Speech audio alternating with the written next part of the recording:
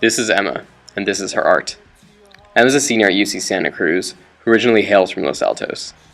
Growing up in a family of accountants, she tells me she's the odd one out in her family. While everyone else is busy plugging away at numbers, she's getting an art degree.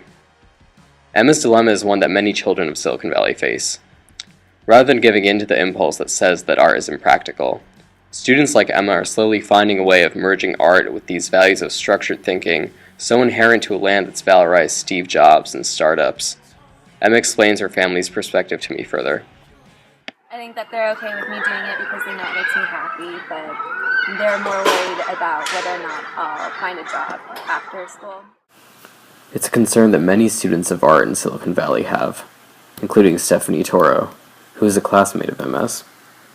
Just because it's kind of that mentality you grow up with in just high school and middle school, everyone tells you to do something pragmatic, business, law, science, and I definitely tried. Unlike other, more cosmopolitan regions, Silicon Valley has a specific culture of money-making that doesn't leave much room for disciplines like art, where money-making is something of a gamble. I mean, here, I grew up in a really small town. I went to a small high school, and everybody was really focused on their academics, and my parents kind of encouraged that. And then I think maybe if I was in New York, I could have branched out more and found more people who would be willing to even just encourage the art. That said, Emma has more recently started to let her art come into conversation with these values her parents espouse. Her family's structured accounting impulses have particularly started to inform her latest work, which is still a work in progress.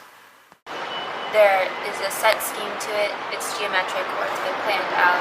A lot of the numbers have a big meaning for me, which it's not necessarily the same way, I guess, that you would think of accounting numbers, but I do put a heavy emphasis on a specific number or shape.